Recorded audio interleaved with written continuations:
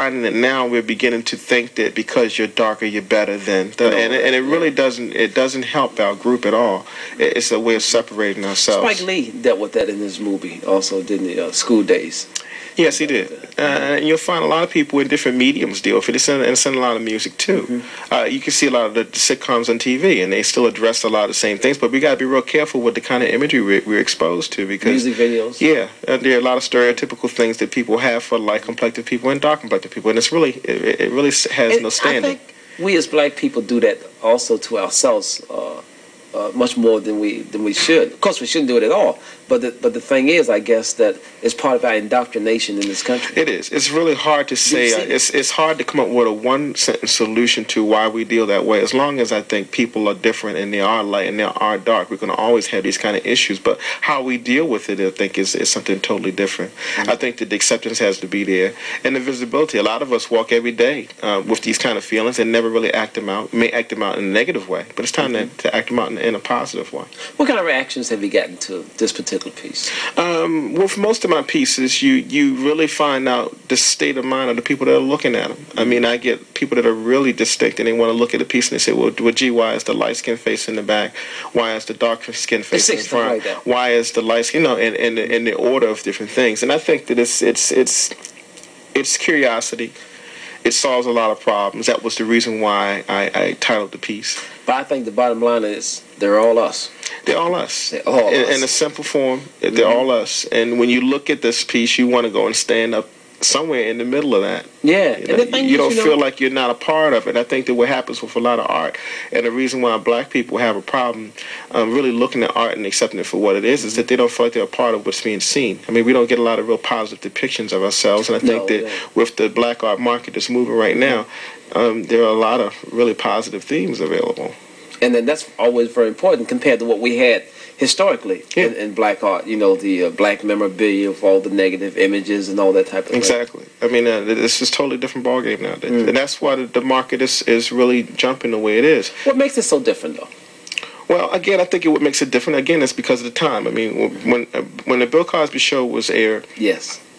Was when I think this new revolution began, because for some reason since the Good Times, where Ernie Barnes was putting his pieces on the show, that was the first time we ever saw pieces of ourselves on the wall and really were quite intrigued by it. And seen every week. Right, but what happened with that show was that the work was not accessible to a lot of people. Okay, whereas with the Cosby Show, the pieces that were aired on that show, people really wanted to have those pieces because they were in the Huxtable's home. It started from a materialistic standpoint, but when that happened, a whole bunch of things happened because the pieces were available. Okay, so the Cosby Show itself has been a great vehicle for black artists. It's been a great vehicle for a whole bunch of things. As far as when you look at the message they were trying to portray with family, when they were trying to break all the rules about the kind of jobs that we have. The fact that two professional people can raise a family and deal with the same kind of issues that everybody else deals with. I mean, a lot of people look at it and say, well, that's not reality, but it can be reality in a lot of situations. And I think the art and the set and the kind of clothes they wear all has a direct effect on the people. That's why I think art is very important. Self-image is so very important because the images that we get of ourselves, like you said, on the news, every day, news, on the news. TV. Even in the newspapers, still negative. Even today, in the 90s, when you think that things are so, quote unquote, better for us, it's really not. A lot of the same negative imagery is being portrayed about us daily, and even when it comes to music, they're even beginning to see certain images in music that we are trying to scramble against without accepting it for what it is. So, I noticed, a friend of mine had said this some time ago, and then I noticed that he said it some years ago that you never see a lot of dark-skinned sisters in music videos. Not a lot. You don't see a lot of dark-skinned people in music videos, and you don't see a lot of super dark-skinned people in movies. You don't see a lot of dark-skinned people in television. Western Snipes is about the closest we come. Exactly, but now all of a sudden he is hot, and people are wondering why. And the same thing with Denzel Washington. I mean, he's also a medium to dark complected male, but you begin to see these guys in lead roles now. So I mean, it's dynamite. I think it's time for us to really look at it for what it is, and leave a lot of the old things alone. Do you have some pieces that perhaps have been used for TV shows anything like that? Yeah, my pieces have been featured on A Different World. My pieces have been featured on a show by the name of Here and Now with Malcolm Jamal Warner.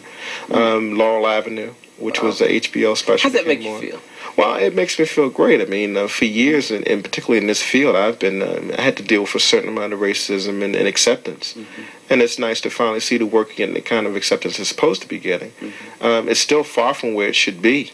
I mean, because again, in all the galleries in the country, blacks are still underrepresented, and particularly black females are very underrepresented. We need to talk about that also, because that's very true. Blacks are very much underrepresented in the arts in general, but particularly visual artists. And we're going to take a break right now, but we're going to come back, and I want you to pick up on that point right there. So Danny Queen, this is Color Me Poetry.